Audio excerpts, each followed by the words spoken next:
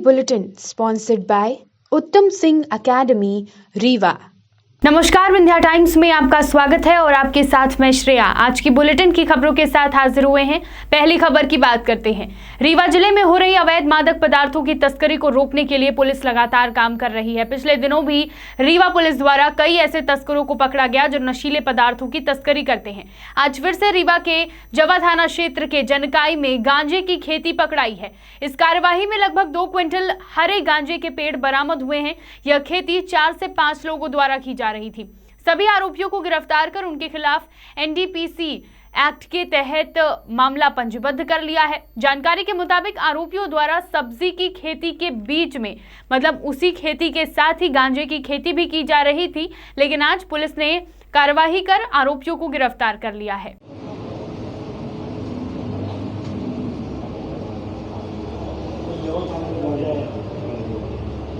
हाँ, जवा थाने में गांजा पकड़ा गया। गांजा तो पकड़ा नहीं गया, अभी तो वहाँ पे गांजे की खेती हो रही थी।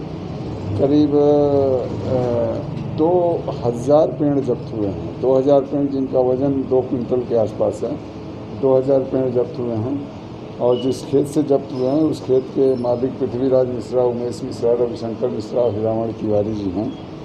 इन सभी लोगों को इसमें आरोपी बनाया गया है और मौके से रविशंकर मिश्रा गिरफ्तार हुए हैं और ये बड़ी कार्रवाई है। और मैं आपके चैनल के माध्यम से संदेश भी देना चाहूँगा कि इस तरह की अवैधानिक गतिविधि में लिप्त न रहें और इस पर गंभीर कार्रवाई होती है। कितना गांजा है लगभग? 2 क्विंटल 200 किलो 2 क्विंटल। रीवा के चोराटा थाना क्षेत्र अंतर्गत ट्रक पार्किंग में ग्रीसिंग के दौरान बलकर की चपेट में आने से एक युवक की मौत हो गई और उसकी मौत के बाद जेपी सीमेंट कंपनी में बवाल मच गया। परिजनों के आक्रोश के कारण तनाव की स्थिति बन गई। प्रदर्शनकारियों ने पुलिस पर जमकर पत्थरबाजी की। इससे चौकी प्रभारी सहित 1 दर्जन पुलिसकर्मी घायल हो गए हैं। बड़े बवाल की आशंका को लेकर जेपी सीमेंट का एरिया पुलिस छावनी में तब्दील हो गया। घटना की सूचना मिलते ही तहसीलदार रत्न राशि पांडे, सीएसपी सच्चिदानंद प्रसाद और चोराटा थाना प्रभारी शिव पूजन मिश्रा सहित भारी पुलिस बल तैनात कर दिया गया था। इस दौरान लगातार परिजन मुआवजे की मांग कर रहे थे। बड़ी मशक्कत के बाद पुलिस ने शव का पोस्टमार्टम कराया। साथ ही जिन लोगों ने पुलिस पर पथराव किया था उन पर प्रकरण पंजीबद्ध कर लिया है और तलाश जारी है। आज 45 साल से ज्यादा उम्र के लोगों का टीकाकरण शुरू हो गया है। उन तमाम लोगों को वैक्सीन आज से लगना शुरू हो गई है जिनकी उम्र 45 से ऊपर है। प्रशासन व सरकार जनता से वैक्सीनेशन कराने की अपील कर रही है। इसी क्रम में रीवा में कलेक्टर के निर्देश पर लोगों को टीकाकरण के लिए जागरूक कराने के लिए अभियान चलाया गया, जिसमें घर घर जाकर लोगों को टीका लगवाने के लिए प्रेरित किया गया। रीवा जिले में पिछले दिनों 2 से 3 जगह पर आगजनी की घटनाएं घटित हुई, जिससे किसान बेहद परेशान हैं। इस घटना में सैकड़ों एकड़ फसल जलकर खाक हो गई। बिजली विभाग की लापरवाही किसानों को महंगी पड़ी। शॉर्ट सर्किट के कारण कई एकड़ फसल आग में जल गई। बीते दिनों बीरखाम, हरदीशंकर और पालिया में इन 3 जगहों में आगजनी की घटना घटी है। किसानों की इसी समस्या को लेकर आज भारतीय किसान यूनियन द्वारा कलेक्ट्रेट में ज्ञापन सौंपा गया।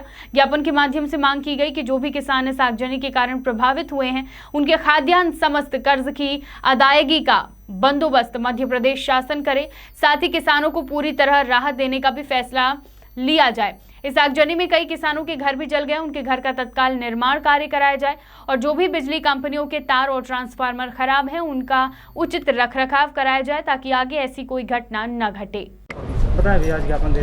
हम आज ज्ञापन देने आए हैं माननीय कलेक्टर साहब के माध्यम से माननीय मुख्यमंत्री जी को। अभी हमारे यहाँ रीवा में आगजनी की घटनाएं घटी हैं। जैसा सभी को मालूम है, बीरखाम, हरदीशंकर और पलिया 3 जगह आगजनी की घटनाएं घटी हैं। बहुत ही विकराल रूप से आग लगी है और वो भी आग सोचिए विद्युत मंडल की लापरवाही के कारण, शॉर्ट सर्किट के कारण किसानों के अरमान जल गए हैं, फसलें जली हैं। आप सोचिए मकान जले हैं, पेड़ जले हैं। आप सबके माध्यम से माननीय मुख्यमंत्री जी से इस ज्ञापन के माध्यम से हमने मांग की है कि जिन किसानों की फसलें आगजनी से प्रभावित हुई हैं उन किसानों के सेवा सहकारी समितियों के कर्जे और क्रेडिट कार्ड के कर्जे शासन दे। हम ये नहीं कहेंगे कि आप माफ करो, शासन दें। जब फसल ही खत्म हो गई है तो किसान कर्जे कहां से अदायगी करेंगे। साथ ही जिनके घर जले हैं तो घर में लागत के अनुसार उनकी क्षतिपूर्ति दी जाए। जो किसान आगजनी से प्रभावित हुए हैं उनके ऊपर खाद्यान्न का संकट उत्पन्न होगा, उनके लिए खाद्यान्न की व्यवस्था सरकार करे। और किसान भाइयों से भी हम अपील करेंगे कि वो भी जो किसान आगजनी से प्रभावित है उनकी मदद करें। और माननीय मुख्यमंत्री जी से हमने मांग की है कि पूरे मध्य प्रदेश में एक आदेश जारी करें कि विद्युत मंडल के जितने भी वितरण केंद्र हैं वहां पे जो कर्मचारी हैं उन्हें मैदान स्तर पर भेजा जाए, जहां ढीले तार हैं, जहां पे खुले में ट्रांसफार्मर हैं, उन सबको व्यवस्थित करें और जिन खेतों के ऊपर से लाइनें जाती हैं और उनका कोई काम नहीं है, वो अगर सुचारू रूप नहीं प्रदान कर सकते तो उन लाइनों को बंद कर दें, जिससे आगजनी की घटनाएं न हो। और आगजनी के लिए पूरी तरह एमपीएमबी जिम्मेदार है। वहां किसानों को खेतों में पानी देने के लिए परेशान करता है, जहां समय से बिजली नहीं दे पाता वहीं अब खेत जलाने के लिए बिजली उपलब्ध करा रहा है, जो कि बहुत ही गहरा आक्रोश है, दुख है। और हम आपके माध्यम से मध्य प्रदेश विद्युत मंडल के सीएमडी से मांग करते हैं कि आप तत्काल निर्देशित करें और मैदानी हालातों को देखें। अगर विद्युत मंडल की लापरवाही के कारण किसानों के खेत जलते हैं तो उन अधिकारियों के खिलाफ भी सख्त से सख्त कार्रवाई की जाए। लगभग कितने एकड़ फसल बर्बाद हुई? अब 100 एकड़ के करीब तो बीरखाम में है, जो आपने देखा है, पलिया में 12 से 13 एकड़ और हरदी शंकर में भी 15 से 20 एकड़, जो अभी सूचना है उसके अनुसार। तो आप सोच सकते हैं कि किसानों के खसरे में दर्ज फसलों का देख लेंगे कितना उत्पादन होता। और गेहूं का समर्थन मूल्य 1975 रुपए है और अभी फसलें जो नष्ट हुई हैं उनको समर्थन मूल्य के आधार पर सर्वे करा के किसानों को क्षतिपूर्ति दी जाए, ना कि खाना पूर्ति की जाए। अगर देना है तो पूरी तरह से क्षतिपूर्ति दें, नहीं तो बिल्कुल कतई ना दें। रीवा में होली के समय से ही मारपीट की घटना एकाएक बढ़ती गई है। होली के दिन ही जिले में हत्या की वारदात को अंजाम दिया गया और अब खबर आ रही है उत्तर प्रदेश से आए बदमाशों ने एक युवक पर जानलेवा हमला कर दिया। बताया जा रहा है कि युवक अपने चाचा से जमीनी विवाद उसका चल रहा था और आरोप लगाया जा रहा है कि चाचा ने ही उत्तर प्रदेश से बदमाशों को बुलाकर भतीजे पर हमला करवाया। यह मामला सुहागी थाना क्षेत्र के मझगमा का है, जहां जमीनी विवाद के चलते ऐसे आरोप लगाए जा रहे हैं कि एक चाचा ने ही अपने भतीजे की जान लेने की कोशिश की, बदमाशों को बुलाया और उस पर जानलेवा हमला करवाया। जान से मारने की कोशिश की गई और अभी युवक गंभीर हालत में संजय गांधी अस्पताल में भर्ती है। सुहागी थाना क्षेत्र के मझगमा निवासी श्रीकांत उपाध्याय का अपने चाचा रामाश्रय उपाध्याय से जमीनी विवाद चल रहा था।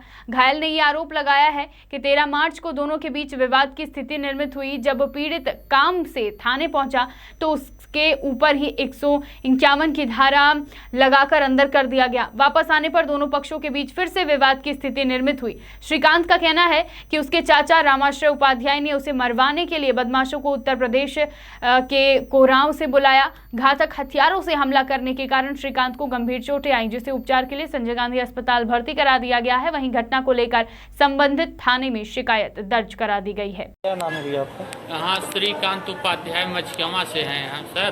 क्या घटना हुई? 13 तारीख को हमारा छुटपुट विवाद हुआ था, जिसमें पुलिस ने हमको एक पक्षी 151 धारा लगाकर बंद कर दिया था।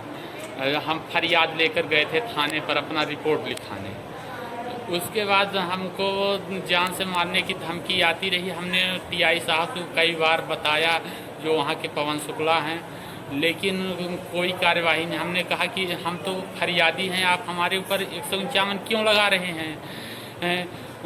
दोनों तरफ लगाना चाहिए अगर आप लगाते ही हैं तो उन्होंने कहा कि नहीं, हम ऐसा नहीं करेंगे। उसी के परिणाम स्वरूप हमारा चाचा जो है तो यूपी से 10 बदमाश बुलवा दिया। सुबह 6 बजे अचानक हम लोग जब घर पे थे तो भीतर में घुसकर मारपीट किया। हमको तो बिल्कुल ख़त्म करके छोड़ दिया, क्योंकि सर में भी बहुत चोट हो गई।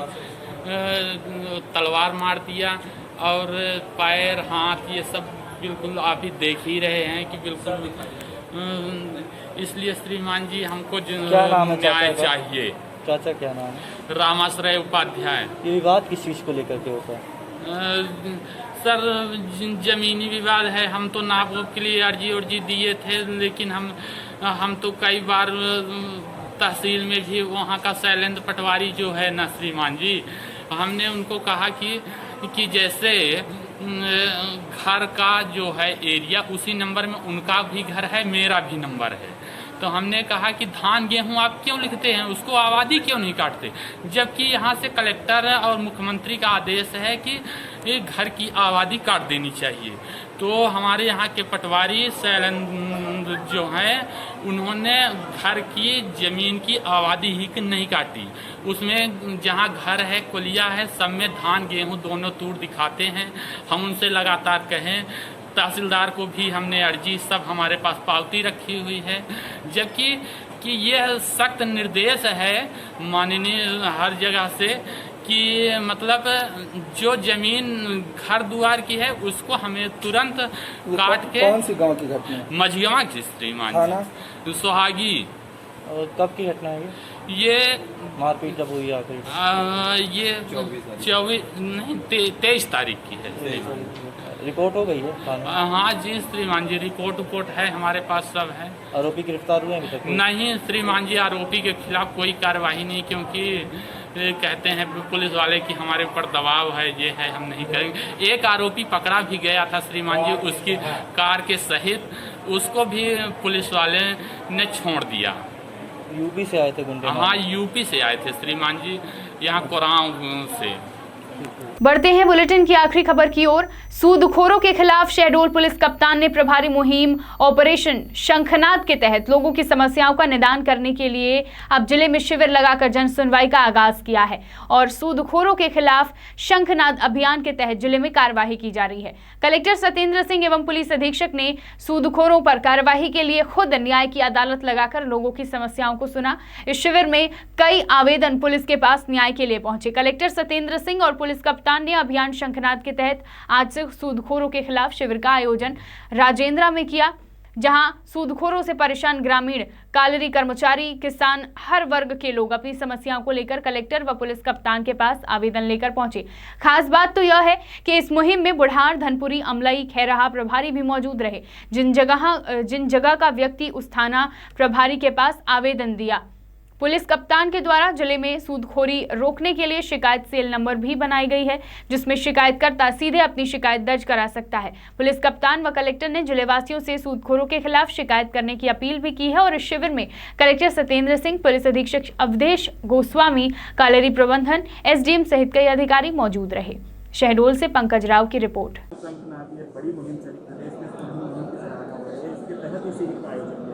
किस तरह की शिविर थी, किस तरह का ये पूरा कार्यक्रम था और शिकायतें प्राप्त हुई, कितनी शिकायतें प्राप्त हुई और क्या? जैसा कि आप लोग देख रहे हैं कि पिछले लगभग 1 महीने से पुलिस अधीक्षक शहडोल इस पूरी मुहिम में लगे हुए हैं और पूरी टीमें लगातार काम कर रही थी और उसी प्रक्रिया में आधा दर्जन से ज़्यादा लोगों के विरुद्ध एफआईआर हो चुकी है और हज़ारों की तादाद में जो एटीएम्स हैं, पासबुकें हैं, खाते हैं, रजिस्ट्रियाँ हैं, वो सब जब्त की गई हैं पुलिस द्वारा विभिन्न थानों की।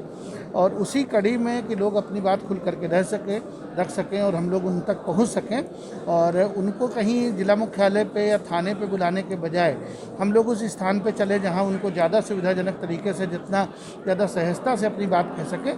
हम लोग इस वजह से हम और एसपी साहब यहाँ पे आए हुए हैं और आप जैसा कि देख रहे हैं पूरी टीम यहाँ पर है, कोलफील्ड के लोग भी, अधिकारी हैं यहाँ पे, जीएम हैं और बाकी लोग जो पीड़ित हैं उन सबको आज यहाँ पे बुलाया गया था। उन्होंने अपनी बात खुल करके रखी हुई है और उनको इस तरह का परिवेश, इस तरह का माहौल मुहैया कराने की कोशिश की गई है कि उनका जो डर है, दबाव है, भय है, वो उससे वो लोग उबर करके अपनी बात कहने के लिए आए। अभी तक आप जैसा कि देख रहे हैं कि 35 एप्लीकेशंस आ चुकी हैं विभिन्न थाना क्षेत्रों की और उनके रजिस्ट्रेशन का काम चल रहा है। अभी भी काउंटरों पर कम से कम 15 से 20 लोग हैं जो अभी अपनी बात कहने के लिए अपने आवेदन पत्र देके वो कर रहे हैं। हम लोग अभी यहाँ पर रुके हुए हैं जब तक अंतिम व्यक्ति आज के शिविर में मौजूद अपनी बात कह नहीं लेता, अपना एप्लीकेशन नहीं दे देता है और हम लोग उसका पंजीयन नहीं कर लेते, तब तक हम लोग यहाँ से नहीं जाएंगे और आगे भी ये मुहिम जारी रहेगी। डिटेल आपको एसपी साहब बताएंगे। सर आने वाले दिनों में और जगह शिविर का ऐसी बिल्कुल करेंगे, आवश्यकता अनुसार जहाँ पे और हमको जाने की ज़रूरत है। जीएम साहब से बात हुई है हमारी, वो जिन काली क्षेत्रों में या अन्य जिन क्षेत्रों में वो ये महसूस करते हैं कि वहाँ मजदूर वर्ग हैं या जो बाकी लोग हैं जो इनसे शोषित हैं, पीड़ित हैं, उन तक हमको पहुँचना चाहिए। हम लोग निश्चित रूप से तो पहला कैंप है, आगे हम लोग आवश्यकता अनुसार और कैंप करेंगे।